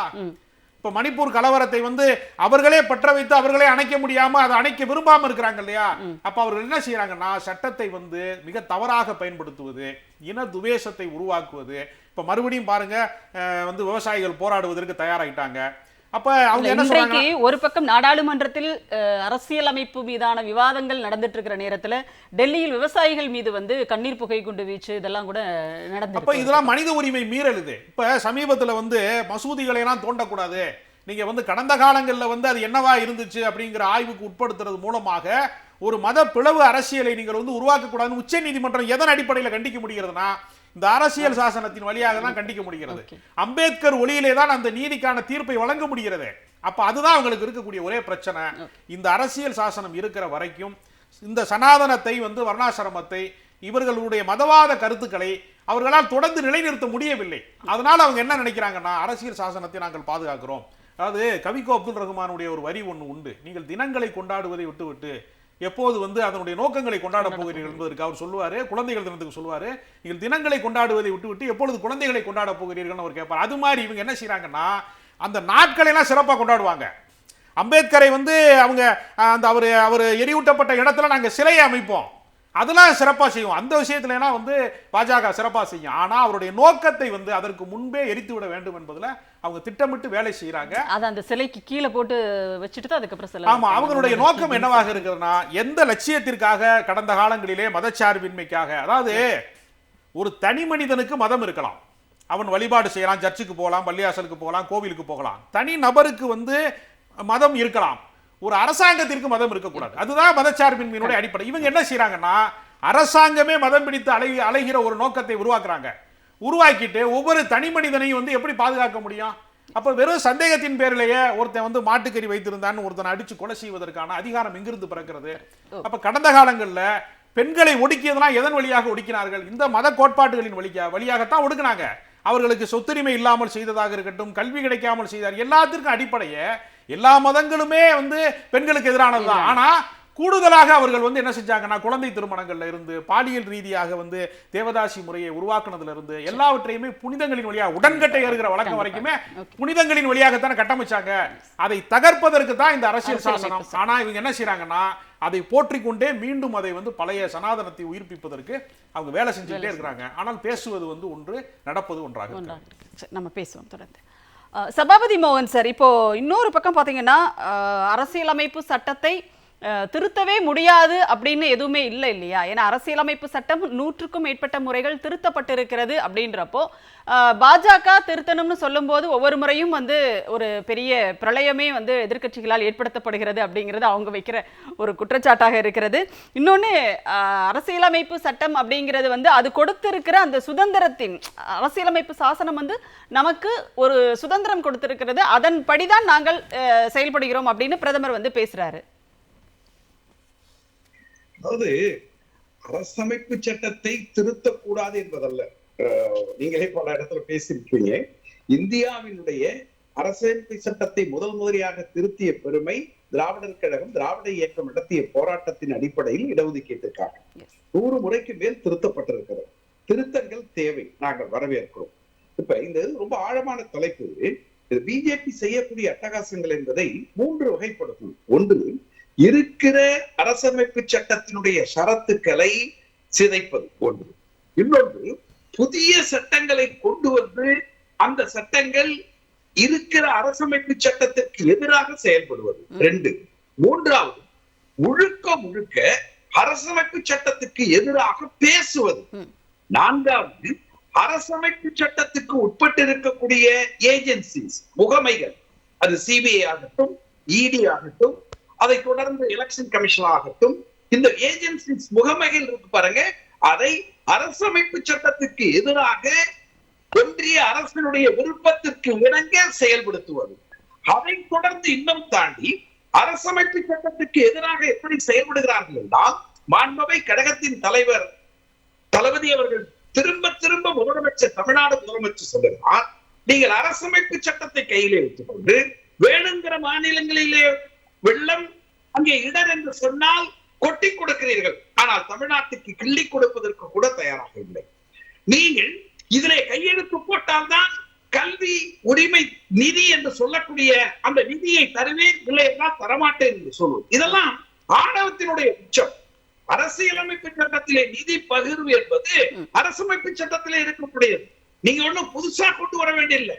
அரசமைப்பு சட்டத்தில் இருக்கிற நிதி பகிர்வை கூட கொடுப்பதற்கு அந்த சட்டத்துக்கு விரோதமாக இதிலே கையெழுத்து போட வேண்டும் என்று நிர்பந்தம் செய்வது, மாநில அரசினுடைய உரிமையை பறிப்பது, கல்வி உரிமை, நிதி உரிமை, பொருளாதார உரிமை, இன்னும் சொல்ல போனால் டங்ஸ்டன் தொழிற்சாலையை தோண்டுவேன் என்று சொல்லக்கூடிய மாநிலத்துக்கு விரோதமான, உள்ளாட்சி அமைப்புகளுக்கு விரோதமான அந்த தொழில் உரிமை என்று எல்லாவற்றிலும் சிதைத்து சின்னாபின்னப்படுத்தக்கூடிய அரசியல் தான் பார்க்கணும். திடீர்னு எதுக்கு ஒரே நாடு ஒரே தேர்தல் இப்ப திங்கட்கிழமை வருதுன்னு சொல்றாங்க. இந்த ஒரே நாடு ஒரே தேர்தல் என்ன அவசியம்? இப்ப இந்த நாட்டுல தேர்தல் ஒழுங்கா நடக்கலையா? நீங்க ஒரு 120 கோடி மக்கள் வாழக்கூடிய இந்த நாட்டுல தேர்தல் நடக்கிறது. அங்காங்கே சில தவறுகள் நடந்திருக்கலாம், அதெல்லாம் இன்னும் நிரூபிக்கப்படாதனால் இந்த அரசு தப்பித்துக் கொண்டிருக்கிறது. ஆனால் அதையும் தாண்டி ஒரே நாடு ஒரே தேர்தல் என்பது, நான் தொடக்கத்தில் சொன்னதை போல இந்த அரசாங்கத்தினுடைய ஆபத்தான வார்த்தை ஒரே மதம், ஒரே மொழி, ஒரே மதம் தான் இந்தியாவில் இருக்க வேண்டும், மற்றவர்கள்லாம் பாகிஸ்தானுக்கு போயிடுங்க, ஒரே மொழி இந்தி தான் பேச வேண்டும், இல்லைன்னா சமஸ்கிருதம் பேசலாம், அந்த மொழியைத்தான் நீங்கள் ஆட்சி மொழியாக கொண்டு வருவோம் என்று சொல்லக்கூடிய ஆணவம், இப்படி ஒரே என்று சொல்லக்கூடிய வார்த்தையை பயன்படுத்தி இந்திய அரசியல் சட்டத்தை சிதைக்கிற முயற்சி மிக மிக ஆபத்தாகும். நான் தொடக்கத்தில் சொன்னேன், உலகம் பார்த்து இயக்கிறது என்று சொன்னால் நம்முடைய பிரத்யேகமான தனித்தன்மை. இவ்வளவு 120 கோடி மக்களில் இருக்கக்கூடிய வேற்றுமையோடு அந்த ஒற்றுமையாக வாழ்ந்து கொண்டிருக்கிறார்களே, the splendid individualism, அதை பாராட்டுகிற உலக நாடுகள் இந்தியாவில் ஏதாவது ஒரு சங்கடம் வராதா என்று ஏங்கிக் கொண்டிருக்கிற பொழுது அதற்கு எண்ணெய் விடுவதை போல இன்றைக்கு ஒன்றிய அரசு 10 ஆண்டு காலமாக ஒன்னொன்னுலையும் சொல்லலாம். நீங்க கிரிமினல் ஆக்ட் திருத்துறதுல இருந்து எல்லா சட்டங்களையும் கடந்த 10 ஆண்டு காலத்திலே திருத்தி சின்னாபின்னப்படுத்தி பாபா சாஹிப் அண்ணல் அம்பேத்கர் அவர்கள் இயற்றிய அரசமைப்பு சட்டத்தினுடைய அந்த உயிரோட்டத்தை சிதைத்த பெருமை 10 ஆண்டுகளில் பிஜேபியை சாரும். எனவே இவர்கள் சொல்லுகிற கருத்து எதையும் ஏற்றுக்கொள்ள முடியாது. நீங்கள் எந்த கோணத்தில் நீங்கள் பார்த்தாலும், மாநில உரிமை பறிப்பா, விவசாயிகளுடைய கருத்தை நெரிப்பதா, அல்லது கல்வி மாநிலத்திலே கொஞ்ச நஞ்சம் இருக்கிற உரிமையை பறிக்கக்கூடிய நீட் கியூட் என்று சொல்லக்கூடிய இந்த தேர்வுகளை கொண்டு வருவதா, இப்படி எல்லாவற்றிலும் ஒன்றிய அரசு தலையிட்டு மாநிலத்துக்கு இருக்கிற கொஞ்ச நஞ்சம் அதிகாரங்களை பறிக்கிற ஒரு செயலைத்தான் இன்றைக்கு பிஜேபி அரசு, மோடி அரசு செய்து கொண்டிருக்கிறது. கண்டிப்பா சார், நம்ம பேசலாம். அலிம் சார், இப்போ இன்றைக்கு நடந்த விவாதத்தின் போது பேசும்போது ரவிசங்கர் பிரசாத், பாஜகவினுடைய மூத்த தலைவர், அவர் சொல்றாரு, பொதுவாகவே நீங்க சொன்ன மாதிரி நேரு காலத்தில் அப்படி இருந்தது, அப்படி பண்ணிட்டாங்க அப்படின்னு அங்கிருந்து தான் அவங்க பேசவே ஆரம்பிப்பாங்க அப்படின்னு சொன்னீங்க. இன்னைக்கும் அவர் சொல்லியிருக்கிறாரு, நேரு செய்த தவறுகளை எல்லாம் மோடி தான் திருத்தி இருக்கிறார், சரி செய்திருக்கிறார் அப்படின்னு சொல்லிட்டு. அப்படி என்ன அவர் மோடி அந்த இதெல்லாம் சரி செஞ்சுட்டாரு அப்படிங்கிறது நமக்கு தெரியலையே. அதாவது அவங்க இப்போதும் என்ன சொல்றாங்க, இதுக்கும் தலைவர் பிரியங்கா காந்தி நேற்று பதில் சொன்னாங்க. நீங்க நேருன்னு சொல்லிடுறீங்களே, உங்களுடைய எல்லா தவறையும் நேரு தன்னுடைய தோல்ல தான் சுமக்கணுமான்னு நேற்று கேட்டாங்க. இது ஒண்ணு. ரெண்டாவது, இது அடிப்படையாகவே நம்ம என்ன புரிஞ்சுக்கணும் அப்படின்னு சொன்னா, ஒரு பொருள் பெறப்படும் பொழுது அது குழந்தை, அதன் பின்னால் வளர்ந்து அதுக்கு 75 வருஷம் ஆயிருச்சுன்னு சொன்னா அது நல்ல வளர்ந்து முதிர்ச்சி பெற்ற ஒரு இளைஞனா, வாலிபனா, ஒரு சக்தி மிகுந்த, ஒரு திறன் மிகுந்த, ஆற்றல் மிகுந்த ஒரு பொருளா அது மாறிடுது. மரியாதைக்குரிய ஜவஹர்லால் நேரு அவர்கள் ஆட்சி பொறுப்பை ஏற்ற பொழுது அவருக்கு இருந்த சவால்கள் என்ன என்பது கொஞ்சமாவது வரலாற்று அறிவு பாஜகவினருக்கு இருந்தால் இதை பத்தி பேச மாட்டாங்க. ஆனால் அவர்களுக்கு என்னன்னா, இதை எப்படியாவது டைவர்ட் பண்ணி மக்கள் மன்றத்துல ஓஹோ இதுக்கெல்லாம் மோடி காரணம் இல்லப்பா, எல்லாத்துக்கும் இந்த நேரு தான்பா காரணம் அப்படின்னு மக்கள் பேசிவிட மாட்டார்களா அப்படிங்கிற ஒரு தீய எண்ணத்தில் தான் இப்படி ஒரு டைவர்ஷன் சப்ஜெக்டே அவங்க எடுக்கிறாங்க. ஏன்னா முதலில் இந்தியா உருவாக்கப்பட்ட காலகட்டத்தில் எவ்வளவு சவால்களை இந்தியா சந்தித்தது. இந்தியா பாகிஸ்தான் பிரிவினை இருந்தது, பல இடங்களிலே மத கலவரங்கள் நடந்தது, எல்லாத்தையுமே புதுசு புதுசா, உதாரணத்துக்கு சொல்ல போனா முதலாக அதர் பேக்வர்ட் கிளாஸ் அப்படிங்கிற வார்த்தையே முதலாக வந்து ஜவஹர்லால் நேரு தான் பயன்படுத்தினார் வரலாற்று பூர்வமாக, அதர் பேக்வர்ட் கிளாஸ் அப்படின்னு. அவர் அன்னைக்கு ஓபிசின்னு சொன்ன போதும் இன்னைக்கு நம்ம வந்து இதே அவருடைய கொள்ளு பேரனா இருக்கக்கூடிய தலைவர் ராகுல் காந்தி வந்து இன்னைக்கு அதே பாராளுமன்றத்தில் சாதிவாரி கணக்கெடுப்பு எடுக்கணும், ஓபிசிகளுக்கு ரிசர்வேஷனை பத்தி பேசணும்னு சொல்லும் போதும் இந்த ரெண்டு இடத்திலுமே பயன்படுத்தப்படக்கூடிய ஓபிசிக்கு ஒரே மீனிங் கிடையாது வரலாற்று பூர்வமா. ஏன்னா நம்ம கடந்து வரும் பொழுது அதனுடைய வரலாறு, தாக்கம், அர்த்தம் எல்லாம் மாறி வரும். ஏன்னா யாரு என்ன கேஸ்ட்ல எப்படி அடைய போறாங்கன்னு தெரியாது. அப்ப அது மாதிரிதான் ஒரு உதாரணத்துக்கு தான் அந்த ஓபிசிங்கிற வார்த்தையை சொன்னேன். அப்ப வரலாற்று பூர்வமாகவே முதல்ல சுதந்திரம் பெற்று இந்த இந்தியாவை பெற்றெடுத்து ஃபர்ஸ்ட் பிரதமராக வந்து நின்ற நேருவுக்கு இருந்த சவால்கள் என்பது அதை உருவாக்க வேண்டும் என்கிற நேரத்தில் அதுல நீங்க ஒண்ணு கவனிக்கணும், அவர் செய்த தவறுகள் எல்லாம் இவங்க தெரிஞ்சுட்டாங்கன்னா எப்பவுமே இவங்களுக்கு வந்து ஒரு பாலிசி உண்டு, நாங்க பெரிய சாதனை பண்ணிட்டோம்னுவாங்க. சரி நம்மளும் வந்து சைலண்டா உட்காந்து இவங்க என்னதான் சாதனை பண்ணிட்டாங்கன்னு கவனிப்போம் அப்படின்னு உட்கார்ந்தோம்னா இவங்க என்னென்னலாம் பேசுவாங்கன்னா, நாங்க வந்து முத்தலாக் தடை சட்டம் கொண்டு வந்தோம், ட்ரிபிள் தலாக் அமெண்ட்மெண்ட் பில் கொண்டு வந்தோம், பாபர் மசூதி இடத்துல வந்து ராமர் கோயிலை கட்டணும், நாங்க வந்து இது பண்ணோம் அது பண்ணணும், இவங்க சொல்ற அதாவது பொது சிவில் சட்டத்தை கொண்டு வருவோம், நாங்க உறுதியா நிக்கிறோம், நாங்க வந்து வக்ஃப் பில்ல வந்து அமெண்ட் பண்ணுவோம்னு சொல்லுவோம். இது எல்லாமே என்னன்னா ஒரு குறிப்பிட்ட மதத்துக்கு எதிராக இவர்கள் கக்கக்கூடிய விஷயத்தையும் வன்மத்தையும் சாதனை என்று சொல்லுவார்கள். இது ஒரு பக்கம். இன்னொன்னு உதாரணத்துக்கு இவங்க சொல்றது என்னன்னா 370 ஆர்டிகிள் ரிவோக் பண்ணதை வந்து நேரு செஞ்ச தப்ப நாங்க சரி கண்டுட்டோம் அப்படின்னு சொல்லி. ஒண்ணுமில்ல, ஒரு சாதாரண விஷயம் தான், ரொம்ப ரொம்ப ரொம்ப ஈஸியா புரிஞ்சுக்க வேண்டிய விஷயம் தான். இன்னைக்கு மணிப்பூர்ல இவ்வளவு செய்து இவர்கள் நாங்கள் பெரிய சாதனைக்காரர்கள், நான் ஒத்த போன்ல வந்து உக்ரைன் ரஷ்யா போற நிறுத்திடுற பெரிய பராக்கிரமம் படைத்தவர் நரேந்திர மோடி என்கிறார்கள். மணிப்பூரில் இவர்களால் எதையுமே சாதிக்க முடியவில்லை. ஏன்னா அந்த பார்டர்ஸ்ல இருக்கிற இஷ்யூஸ் பிரச்சனை எல்லாருக்குமே தெரியும். ஒரு நேரத்தில் மரியாதைக்குரிய ஏகே ஆண்டனி அவர்கள் Congress policy on borders is not to develop the borders பேசிட்டாருன்னு சொல்லி அதை எடுத்து அண்ணாமலை இங்க தமிழ்ல பேசி பார்டர்ஸ் டெவலப்பே பண்ணாம இருக்கிறது தான் காங்கிரஸ் உடைய பாலிசின்னு அன்னைக்கே வந்து பேசினாரு ஏகே ஆண்டனி. இது வந்து தேசத்தை பலகீனப்படுத்துற மாதிரி அப்படின்னு சொன்னார். ஆனா அதுல இருக்கக்கூடிய சூட்சமும் அதுல இருக்கக்கூடிய சப்ஜெக்ட் என்ன, அதுல என்ன உள்ளர்த்தம் இருந்தது என்று சொன்னால், அன்வான்ட் டென்ஷன்ஸ் எப்ப கிரியேட் ஆகும்னா நம்ம பார்டர்ஸ்ல போய் டெவலப் பண்ணும்போது கிரியேட் ஆகுங்கிற அர்த்தம் பட அவர் பேசினார். ஆனால் இன்னைக்கு என்ன நிலைமை, இவங்க விமர்சனம் பண்ணிடுறாங்க. ஆனால் இன்னைக்கு இந்தியாவுடைய பல பகுதிகளிலேயே லடாக் போன்ற பகுதிகளில் தலைவர் ராகுல் காந்தி பைக்ல பயணம் போகும்போது அவங்க சொன்னாங்க, கடந்த மாதங்களிலே நான் நடந்து போய்கிட்டு இருந்த பகுதிகளில் கூட இந்த மாதம் எங்களால் நடந்து போக முடியல, இன்னைக்கு அது சைனாவுடைய பகுதின்னு சொல்றாங்க அப்படின்னு. எனவே அது எல்லைகள் ஆனாலும் சரி, இது போன்ற எல்லைகளிலே அமைந்திருக்கக்கூடிய மாநிலங்கள் என்ன, நீங்க ஒன்னே ஒண்ணு கவனிக்கணும், 370 ஆர்டிகிள கொண்டு வந்ததே பெரிய பாவம், அதை நாங்க ரிவோக் பண்ணது நேரு காலத்தை செஞ்ச தப்ப நாங்க சரி பண்ணிட்டோம் அப்படின்னு அது பல உதாரணங்கள் நீங்க கேட்டீங்க இல்லையா? அதுல அலிம் சார், அதுல குறிப்பா என்ன நம்ம அதுல ஒரு விஷயம், ஒரு வார்த்தையை வந்து மோடி அவர்கள் எல்லா இடத்திலும் இந்த 370 பத்தி பேசும்போது மட்டும் பயன்படுத்துறாரு அப்படின்னா, அந்த 370 பிரிவை நீக்கி விட்டோம் அல்லது வந்து இதுல இருந்து எடுத்துட்டோம் அப்படிங்கறதோட நிக்காமல் அதை அகற்றி ஆழ குழி தோண்டி புதைத்து விட்டோம் அப்படிங்கிற ஒரு வார்த்தையை அந்த இடத்துல மட்டும் அவர் அடிக்கடி பயன்படுத்துறாரு. அதாவது அதுக்குதான் இந்த மணிப்பூர் உதாரணம் சொன்னேன் இல்லையா, ஒரு மாநிலத்திற்குள்ள இருக்கக்கூடிய இருவருக்கு மத்தியிலே வரக்கூடிய ஒரு தேசம், அந்த தேசத்தில் இருக்கும் ஒரு மாநிலம், அந்த ஒரு மாநிலத்தில் இருக்கும் இருவேறு மக்கள், குக்கி அப்புறம் மேத்தி அப்படின்னு, இவங்க ரெண்டு பேருக்கு உள்ள வரக்கூடிய பிரச்சனையே எதிர்கொள்ள முடியாத ஒரு திராணியற்ற ஒரு பிரதமர் எதை பேசுகிறார் என்றால், பெரும்பான்மை இஸ்லாமியர்கள் இருக்கக்கூடிய பகுதியான காஷ்மீரை பெரும்பான்மை இஸ்லாமியர்கள் இருக்கக்கூடிய பாகிஸ்தானுக்கு அது சென்று விடாமல் தன்னுடைய சமயோஜித சிந்தனையால், யோசனையால், புத்தியால், யுக்தியால் அதை இந்தியாவோட ஒரு பகுதியாக சேர்ப்பதற்கு எவ்வளவு சிரமப்பட்டிருப்பார். அந்த சிரமத்தில் அவர் யோசித்து அந்த சிந்தனையில் உதித்த ஒன்றுதான் 370 ஆர்டிகிள். இன்னைக்கு அதை கொண்டு வந்து அதான் சொல்றேன், ஒரு மாநிலத்தில் இருக்கக்கூடிய ரெண்டு பேரையும் இவரால் ஒண்ணுபடுத்த முடியல. ஆனால் எங்களுக்கு நாங்க நினைச்சா எந்த இடத்துக்கும் போகலாம் அப்படின்னு இருந்த ஒரு நிலைப்பாட்டில் இருந்த ஒரு மாநிலத்தை அவ்வளவு அற்புதமா யோசிச்சு அவங்களுக்கு 370 ஆர்டிகிள் ஒரு சிறப்பு அந்தஸ்தை கொடுத்து உங்களுக்கு நான் தரணும், இதை உறுதிப்படுத்துறோம்னு சொல்லி கொண்டு வந்தாங்க. 370 ஆர்டிகிள் இன்ட்ரோடியூஸ் பண்ணும் பொழுது இரண்டு விஷயங்களை மையமாக வைத்தார்கள். ஒரு முக்கியமான விஷயத்தை மையமா வச்சாங்க. அடுத்து வரக்கூடிய அந்த மாநிலத்தில் ஏற்படக்கூடிய அந்த சட்டமன்றத்திலே இது சம்பந்தமாக பேசி இந்தியாவுடைய ராணுவத்தை ஏற்றுக்கொள்வதா ஒன்று, அதே போல இந்த 370 ஆர்டிகிளை கண்டினியூ பண்றதா அப்படின்னு அடுத்து வரக்கூடிய சட்டமன்றத்தில் அதை பேச வேண்டும் என்றார்கள். அப்படி பேசிய போது ராணுவத்தை தக்க வைத்துக் கொள்வது என்றும் 370 ஆர்டிகிளை பற்றி எந்த மென்ஷனிங்கே இல்லாம முடிஞ்சு போச்சு. அப்படின்னும் போது அது தொடர்ந்து அவர்கள் அந்த மக்கள் விரும்புகிறார்கள் என்று ஆயிப்போச்சு. அப்ப எதை இந்த மண்ணோடு இணைக்கும் பொழுது வாக்குறுதியாக கொடுத்தோமோ அந்த வாக்குறுதியை மீறியதற்கு வெட்கப்பட வேண்டும் பிரதமர், நியாயமா பார்த்தா. அதனாலதான் நம்ம அதை ரீஇன்ஸ்டேட் பண்ணுவோம். ஒண்ணும் இல்ல, இன்னைக்கு காஷ்மீர்ல வந்து பாலாறு தேனாறு ஓடுது, நிம்மதி பெருமூச்சு விடுறாங்க மக்கள் அப்படின்னா 370 ஆர்டிகிள ரீஇன்ஸ்டேட் பண்ணுவோம்னு சொன்ன இந்தியா கூட்டணி தான் காஷ்மீர்ல ஜெயிக்குது. அப்ப காஷ்மீர் மக்களுடைய நிலைப்பாடு என்ன? ஓகே, தமிழ்நாட்டை பற்றி, தமிழ்நாடை தவிர உள்ள மற்ற மாநிலங்கள்ல மக்கள் ஒண்ணு நினைக்கலாம் இந்தியால. ஓகே. ஆனால் எது சரி? தமிழ்நாடு மக்கள் என்ன உணர்றாங்கன்றது தானே சரி.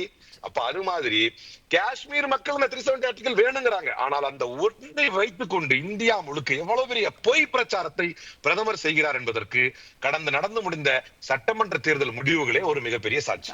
கண்டிப்பா, கண்டிப்பாக சார். அதற்கும் எல்லாவற்றிற்குமே வந்து அண்ணல் அம்பேத்கர் அவர்களை வேறு அவங்க வந்து அப்படியே மேலோட்டமா துணைக்கு கூப்பிட்டுக்கிறாங்க. நம்ம பேசுவோம் அடுத்தடுத்த சுற்றுகள்ல. சபாபதி மோகன் சார், இப்போ இன்னொரு விஷயம் என்னன்னா, இந்த இதெல்லாம் பேசிட்டே வரும்போது பார்த்தீங்கன்னா அவங்க தொடர்ந்து நாங்கள் தான் இதெல்லாம் பண்ணுறோன்றாங்க. ஆனால் இன்றைக்கு ஒட்டுமொத்தமாக நீங்கள் எல்லோருமே வந்து பாஜக மீது வைக்கிற புகார்கள், குற்றச்சாட்டுகளை வைத்து பார்க்கும் பொழுது, அப்போ இந்தியா என்ற இந்த நாட்டினுடைய ஒரு ஆட்சி என்பது, அரசியல் அதிகார தொடர்பான அந்த ஆட்சி என்பது அரசியலமைப்பு சட்டத்தின்படியே நடக்கவில்லை அப்படியா? இல்ல, அதுதான் நான் ரொம்ப தெளிவா தொடக்கத்தில இருந்து நான் சொல்லிட்டு இருக்கேன். நானு அரசமைப்பு சட்டம் என்பது இப்ப சமீப காலமா நிறைய அந்த அரசமைப்பு சட்டத்தை பற்றி, ராஜமன்னார் குழு அறிக்கையை பற்றி எல்லாம் நிறைய படிக்கிறப்ப இருக்கிற பாபா சாஹிப் அண்ணல் அம்பேத்கர் அவர்கள் உருவாக்கி இருக்கக்கூடிய அற்புதமான அரசமைப்பு சட்டத்தில் எல்லா கூறுகளும் இருக்கிறது. ஒண்ணும் இல்ல, அதை நிறைவேற்றி காட்டுகிற, அதை நடைமுறைப்படுத்துகிற ஒரு நல்ல அரசு இருக்கும். அவ்வளவுதான். கடந்த காலங்களில் எல்லாம் இல்லாத, இந்த 10 ஆண்டுகளுக்கு முன்பு இல்லாத பிரச்சனைகள், புதிய பிரச்சனைகள். தம்பி அவங்க ரொம்ப அழகா சொன்னாங்க. எந்த வாக்குறுதியின் அடிப்படையில் ஒரு மாநிலத்து மக்களினுடைய உணர்வுகளை புரிந்து கொண்டு அந்த மாநிலத்தை இன்னொரு நாட்டோடு போகாமல் தடுத்து நிறுத்தி இந்தியாவோடு இணைக்கிற வாய்ப்பினை உருவாக்கிய பெருமைக்குரிய நேரு அவர்கள். நீங்க அதை நாங்க எடுத்துட்டோம்னு சொன்னா அந்த மக்கள் அதை எடுக்கணும்னு சொன்னாங்களா? அந்த மக்களால் தேர்ந்தெடுக்கப்பட்ட சட்டமன்றத்திலே வைத்து அது விவாதிக்கப்பட்டதா? இன்னைக்கு திரும்பவும் அந்த மக்கள் நீங்க வந்து உங்களுக்கு எதிராகத்தானே வாக்களித்திருக்கிறார்கள் என்று சொன்னால் எந்த அளவிற்கு மக்களினுடைய உணர்வுகளை, அடிப்படை உணர்வுகளை புரிந்து கொள்ளாமல் இருக்கிறது பிஜேபி அரசு. நீங்க அது மட்டுமல்ல, இந்தியாவில் இருக்கிற பல்வேறு வடகிழக்கு மாநிலங்களில் சிறப்பு அந்தஸ்து இருக்கு. காஷ்மீர் மட்டுமல்ல, பல மாநிலங்களில் சிறப்பு அந்தஸ்து இன்னைக்கும் இருக்கு. அந்த எல்லா சிறப்பு அந்தஸ்துகளையும் ஒரே அடியாக நீங்க நீக்கி விட்டீர்களா? ஒரே சட்டம் தான். வடகிழக்கு மாநிலங்களில் எந்த சிறப்பு அந்தஸ்தும் கிடையாது. எல்லா மாநிலங்களுக்கும், யூனியன் பிரதேசத்துக்கும் ஒரே சட்டம் தான் என்று சொல்லக்கூடிய அளவிற்கு எல்லா சிறப்பு அந்தஸ்தையும் நீங்க நீக்கி விட்டீர்களா என்றால் இல்லை. உங்கள் நோக்கம் சிறப்பு அந்தஸ்து 370 நீக்குவது அல்ல, இஸ்லாமியர்கள் மீது வெறுப்பை கக்குவதுதான் உங்களுடைய நோக்கம் என்பது அடிப்படையான செய்தி. அது எல்லாவற்றிலையும் பார்க்கலாம். உங்களுக்கு பிடிக்கலனா நீங்க திரும்ப திரும்ப நாம எழுதுறோம். நீங்க புயல், வெள்ளம், பாதிப்பு தொடர்ச்சியா 2-3 வருஷமா நடந்துகிட்டே இருக்கு. மாண்புமை தலைவர் திரும்ப திரும்ப தமிழ்நாடு முதல்வர் அவர்கள் சொல்றாங்க, வாங்க வந்து பாருங்க, 30,000 கோடி 20,000 கோடி, குறைந்தது ஒரு 3,000-4,000 கோடியாவது கொடுக்கலாமே. குஜராத்ல கொண்டு போய் 2,000 கோடி கொட்டினீங்களே, ஆனா இங்க 150 கோடி கொடுப்பது. பேரிடர் நிதியிலிருந்து எதுவுமே கொடுக்கறது இல்ல. நாம கொடுக்கிற நிதி இருக்கு பாருங்க, அந்த நிதியை பகிர்ந்து கொடுக்க வேண்டிய அந்த வேலையை செய்யக்கூடிய ஒன்றிய அரசு அதை மட்டும் தான் தருது. இந்திய பேரிடர் நிதியிலிருந்து நீங்க ஏதாவது கொடுத்திருக்கீங்களா? இல்ல. நீங்க எல்லாவற்றிலும் உங்களுக்கு பிடிச்ச மாநிலம்னா இது ஒரு பெரிய ஆபத்து. எப்ப வந்து மத்தியிலும் மாநிலத்திலும் பல்வேறு ஒரே கட்சி ஆண்டு கொண்டிருக்கிறதோ அந்த மாநிலங்கள்லாம் மாநிலங்களினுடைய உரிமைகளை எழுப்பக்கூடிய வாய்ப்பு இல்லாமல் போகிறது. சகோதரர் காங்கிரஸ் சகோதரர் தவறாக நினைக்கக்கூடாது. கடந்த காலங்களில் நீங்க பெருமதிப்பிற்குரிய நீதியரசர் சுப்பராவ் போன்றவர்கள் எல்லாம் கூட கூட்டாட்சி வேண்டும் என்று சொல்லுகிற பொழுது அவர்கள் சொல்லுகிற ஒரு கருத்து என்ன தெரியுமா? எல்லா மாநிலங்களிலும் கூட்டாட்சி, மாநிலங்களுக்கு உரிமை என்பதை உணர்ந்தவர்கள் தான். ஆனால் ஒரே ஆட்சி மத்தியிலும் மாநிலத்திலும் நடந்த காரணத்தால் கடந்த காலங்களில் அந்த உணர்வு பிரதிபலிக்கவில்லை என்று சொன்னார். இன்னைக்கு அதை விட இன்னைக்கு வந்து மோசமான ஆட்சி கிடையாது, ஒரு நல்ல ஆட்சி நடந்தது. ஆனால் மாநிலங்களுடைய உரிமைகள் அதிகம் கிடைக்கிறது. ஆனால் இன்றைக்கு ரொம்ப வித்தியாசமா இருக்கு. இன்றைக்கு மாநிலங்களினுடைய பல மாநிலங்களின் ஆட்சி பிஜேபி இருக்கிற காரணத்தால் அந்த மாநிலங்களின் உரிமை அவர்கள் கேட்க முடியவில்லை என்பது மட்டுமல்ல, நிதி, மானியம் இரண்டை வச்சுட்டு அவர்கள் ஆளுகிற மாநிலங்களில் அள்ளி கொடுப்பது, அவர்கள் ஆளாத மாநில உரிமைகளை பிடிக்காத மாநிலங்களை புறக்கணிப்பது என்பது இந்திய அரசியலமைப்பு சட்டத்துக்கு எதிராக இருப்பது தானே. கண்டிப்பா கண்டிப்பா நீங்க கண்டிப்பா. ஒரே ஒரு செய்தி தொடக்கத்துல சகோதரரும் இன்னொருத்தரும் கூட கேட்டாங்க, நாங்கள் இந்திய அரசமைப்பு சட்டத்தை மெருகேற்றி இருக்கிறோம், பாதுகாத்து இருக்கிறோம், பேணி பாதுகாத்து இருக்கிறோம், உலகமே பாராட்டுகிறது அப்படின்னு ஏதாவது ஒண்ணு சொல்லுங்களா பாப்போம். நீங்க அமெரிக்காவினுடைய செனட் சபையில அன்றைக்கு ஸ்பீக்கராக இருந்த நான்சி பாண்டி அவங்க கடுமையாக ஒரு குறிப்பிட்ட ஒரு ஏடை எடுத்து கிழித்து போட்டாங்க. இந்தியாவுக்கு பெருமை சேர்க்கக்கூடிய இந்தியாவினுடைய மதச்சார்பின்மையை சிதைக்கிற ஒரு செயலை இந்தியா மோடி அரசு உருவாக்கி இருக்கிறது என்று சொல்லி நான்சி அவர்கள் அந்த செனட் ஹவுஸ்ல கிழிச்சு தூக்கி போட்டாங்க. இது பெருமையா? கண்டிப்பா சார். அதாவது இந்தியாவினுடைய பெருமையை உலக நாடுகளில் அதாவது அழித்து கொண்டிருக்கிறது அல்லது சிதைத்து கொண்டிருக்கிறது பாஜக அப்படின்னு நீங்க ஒரு பெரிய குற்றச்சாட்டை சொல்லியிருக்கீங்க. பேசுவோம். ராஜகம்பீரன் அப்பாஸ், இப்போ அரசியலமைப்பு சட்டத்தை உருவாக்குவதற்கு பாஜகவினுடைய முன்னோடி அமைப்புகளாக இருந்த ஆர்எஸ்எஸும் சரி அல்லது இந்து மகாசபையும் எந்த பங்களிப்பும் செய்யவில்லை அப்படின்னு சொல்லும்போது, அப்போ பங்களிப்பு செய்யலைன்றதுக்காக அரசியல் சாசனத்தை பற்றி பேசுவதற்கு பாஜகவுக்கு உரிமை இல்லையா அல்லது தகுதி இல்லாமல் போய்விடுமா? அவர்கள் சமத்துவத்திற்கு எதிரானவர்கள். அரசியல் சாசனம் ஒவ்வொரு மனிதனையுமே சமமாக பாவிக்க சொல்லுகிற ஒரு கருத்தை தான் முதன்மை கருத்தாக வைக்கிறது. அண்ணல் அம்பேத்கர் அவர்கள் ஒரு மனிதனுக்கு ஒரு ஓட்டு என்று வருகிற போது இந்த எல்லாரையும் சமமாக நம்மளுடைய சமூக வாழ்வியல் பொருளாதார வாழ்வியலை நாம் உருவாக்க முடியவில்லை என்று சொன்னாலும் ஒரு மனிதனுக்கு ஒரு ஓட்டு என்பதன் மூலமாக இந்த தேர்தல் அரசியலிலே எல்லாரையும் சமமாக நான் மாற்றிவிட்டேன், இந்த அரசியல் சாசனத்தின் வழியாக அந்த சமத்துவத்தை நாம் வழங்கியிருக்கிறோம் என்று அவர் சொல்றாரு. இவர்களுக்கு இருக்க பிரச்சனையே என்னன்னா, ஒரு குறிப்பிட்ட சமூகங்களுக்கு மட்டுமாக அல்லது குறிப்பிட்ட ஒரு சாராருக்கு மட்டுமாக எல்லா செல்வ வளங்களும் கொண்டு போய் சேர்க்கப்பட வேண்டும் என்பதைத்தான் இவர்களுடைய கருத்தாக வைத்திருக்கிறார்கள். அதைத்தான் ராகுல் காந்தி கூட மேற்கோள் காட்டுகிற போது அந்த ஏகலைவனுடைய கட்டை விரல் எப்படி வெட்டப்பட்டதோ, துரோணாச்சாரியாருடைய அந்த வரலாற்றிலே சொல்ற அந்த புராணத்திலே சொல்லப்படுவதை போல அது எப்படி வெட்டப்பட்டதோ அந்த கட்டை விரலை நீங்கள் எப்படியெல்லாம் வெட்டி இருக்கிறீர்கள் ஒரு சமகால அப்டேட்டை ஒன்று சொல்றாரு ராகுல் காந்தி. சொல்றாரு, நீங்கள் அதானிக்கு நீங்கள் சிறு தொழில் குறுந்தொழில்களை நீங்கள் தந்ததன் மூலமாக வணிகர்களினுடைய கட்டை விரலை வெட்டிட்டீங்க. அது மாதிரி நீங்க ஒவ்வொரு துறை சார்ந்தவங்க சொல்றாங்க, நீட் தேர்வின் மூலமாக மாணவர்களினுடைய கட்டை விரலை வெட்டிட்டீங்க, அக்னிவீர் திட்டத்தின் மூலமாக இளைஞர்களினுடைய கனவை அவர்களின் கட்டை விரலை வெட்டிட்டீங்க என்று வரிசைப்படுத்தி சொல்ற மூலமாக இதெல்லாம் அரசியல் சாசனத்திலே பாகுபாட்டை களைவதுதான் அரசியல் சாசனம், பாகுபாட்டை உருவாக்குவதுதான் பாஜக. அது எப்படி அரசியல் சாசனத்திற்கு இவர்கள் தங்களுக்கான உரிமை அவர்கள் எப்படி கொண்டாட முடியும்? அவர்களுடைய முழுமையான நோக்கமே என்னன்னா, இந்த நாட்டினுடைய எல்லா வளங்களும் எல்லா செல்வங்களும் எல்லா உரிமைகளும் எல்லா அதிகாரமும் ஒரு சாராருக்கு போய் சேர வேண்டும் என்பதை அவங்க தொடர்ந்து விரும்புறாங்க. அதனாலதான் அவங்க என்ன செய்யறாங்கன்னா, பிற்படுத்தப்பட்டவருக்கான அந்த ஜாதிவாரி கணக்கெடுப்பு எடுத்தோம்னா தெரிஞ்சு போயிடும், இந்த சமூகங்கள்லாம் பின்தங்கி இருக்கு, கல்வியில அதிகாரமற்றவர்களாக இருக்கிறார்கள், இந்த சமூகங்கள்லாம் பின்தங்கி இருக்கிறது என்கிற ஸ்கேன் ரிப்போர்ட் மாதிரி தெரிஞ்சு போயிருங்கிறதுனால நாம் இவர்களுக்கெல்லாம் உரிமை தராமல் நம்ம இவ்வளவு காலம் ஏமாற்றி இருக்கிறோம் என்பதை அம்பலப்பட்டு விடுங்கிறதுக்காக தான் அவங்க அதை பார்த்து அச்சப்படுகிறாங்க. அதே மாதிரி இந்த மகளிர் மசோதாவை நிறைவேற்றுவதிலேயே அவங்க தள்ளி போடுறாங்க. ஏன்னா அவர்களுடைய துரோகம் வெளிப்பட்டு விடும், அவர்கள் என்ன செய்கிறார்கள் என்பது வெளிப்பட்டு விடாத. பிரியங்கா காந்தி ரொம்ப தெளிவா சொல்றாங்க, சாவர்கர் இதை ஏற்றுக்கொள்கிறாரா? நீங்கள் அரசியல் சாசனத்தை பற்றி பேசுகிறீர்களே, உங்கள் முன்னோடிகள் இதை சொல்லி இருக்கிறார்களான்னு கேட்டா முன்னோடிகள் இதற்கு நேர் முரணாகத்தானே பேசி இருக்கிறாங்க. அதுதான் அவர்களுக்கு இருக்க பிரச்சனை. அவர்கள் அதாவது வேற்றுமையில் ஒற்றுமை என்பதுதான் இந்தியாவினுடைய அடிப்படை தத்துவம். வேற்றுமையை வளர்த்தெடுப்பதன் மூலமாக, அதன் வழியான முரண்பாட்டை கட்டமைப்பதன் மூலமாக, வெறுப்பு அரசியலை கட்டமைப்பதன் மூலமாக, கலவரங்களை உற்பத்தி செய்வதன் மூலமாக இவர்கள் தேர்தல் வெற்றியை பெற வேண்டும் அவங்க நினைக்கிறாங்க. அதைத்தான் மணிப்பூர்ல அவங்க நிகழ்த்தி காட்டிக் கொண்டே இருக்கிறாங்க. இப்ப டங்ஸ்டன் வேணும்னு நம்ம யாராவது தமிழ்நாட்டில் கோரிக்கை வச்சோமா? அப்ப இந்த கனிம வளங்களை ஒரு மாநிலத்தினுடைய அதிகாரத்தை மீறி, அவங்களுக்கு இருக்கக்கூடிய உரிமையை மீறி, மக்களுடைய விருப்பங்களை மீறி, அந்த அரசினுடைய அனுமதியை மீறி அத்துமீறி நுழைவதற்கு அவங்க என்ன செய்யறாங்க, வேதாந்தா நிறுவனம் போன்றவர்களோடு அவங்க ஒப்பந்தம் செய்து உள்ள இறங்குறாங்க. இப்ப இது என்னன்னா, ஒரு மாநிலத்தின் மீது மத்திய அரசாங்கம் ஏதாவது படையெடுப்பை நடத்தி கொண்டிருக்கிறதா என்று சொல்லக்கூடிய அளவிற்கு அதிகார அத்துமீறலை இவர்கள் நிகழ்த்துகிறாங்க.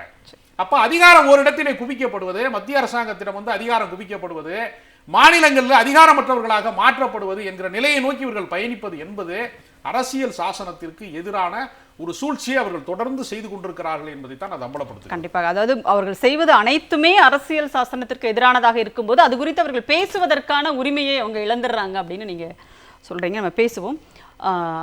அலிம் சார், இப்போ என்னன்னா அரசியல் சாசனத்தினுடைய முகப்புரையை திருத்தவே முடியாது அப்படிங்கிறது ஒரு பக்கம் இருக்கிறது.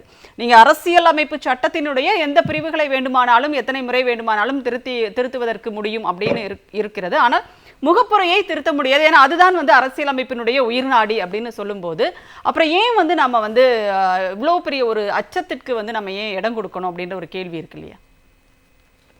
இந்த அச்ச உணர்வு என்று எங்கிருந்து வருதுன்னா, நீங்க அவங்க சார் ராஜகம்பீரன் சார்கிட்ட கேட்ட அந்த கொஸ்டினோட இணைச்சு நான் சொல்ல விரும்புறேன் இதுக்கான பதிலை. அதாவது அவங்க இதுல பங்களிப்பு தரலங்கிறதுக்காக இதுல பேச முடியாதா அப்படின்னா, இவங்க யார் அப்படின்னா பங்களிப்பு தர முடியாத சூழல்ல இருந்தாங்க, இப்ப பங்களிப்பு தர சூழல்ல வந்திருக்கிறாங்க, அதனால தர்றாங்க, அதை ஏன் நீங்க ஏத்துக்கல அப்படின்னு கேட்டாதான் அது நியாயம்.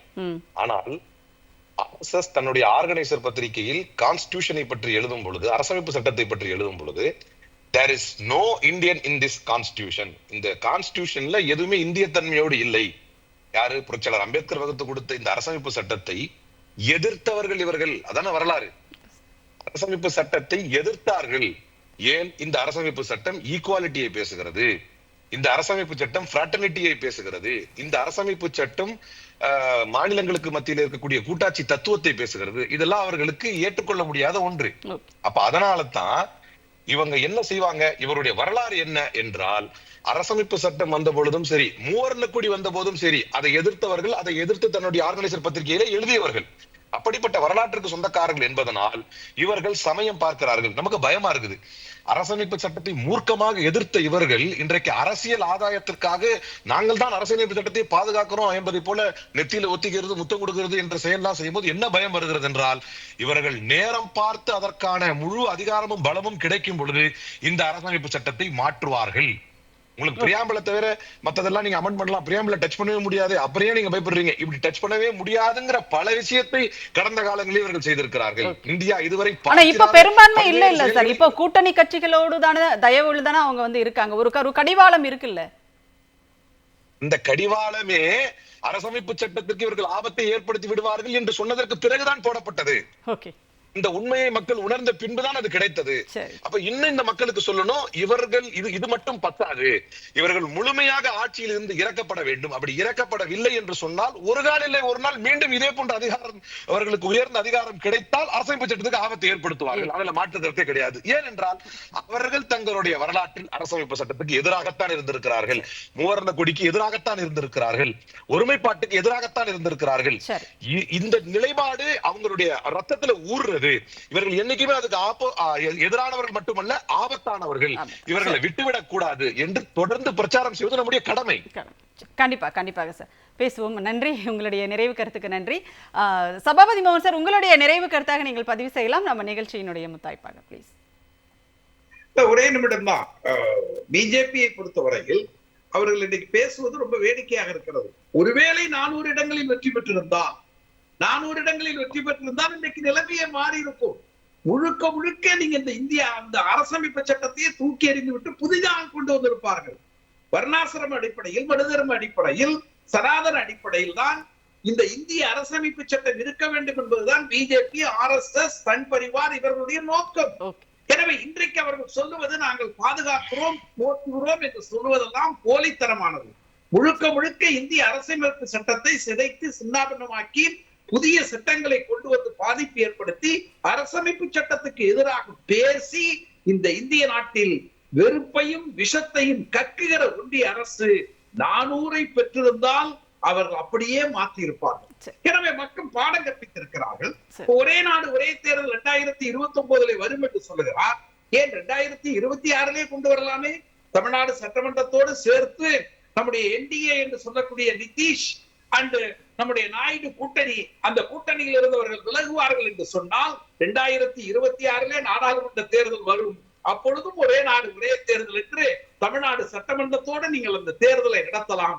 உங்கள் ஆசையும் நிறைவேறும் என்பதை என் நிறைவு கருத்தாக சொல்லுங்கள். நன்றி நன்றி நன்றி, மிக்க நன்றி. 3 பேருமே உங்களுடைய கருத்துக்களை எங்களோடு பகிர்ந்து கொண்டமைக்கு மிக்க நன்றி. சிந்தனை களம் நிகழ்ச்சி இத்துடன் நிறைவடைகிறது. மீண்டும் ஒரு நிகழ்ச்சியில் சந்திப்போம். அதுவரை நன்றி, வணக்கம்.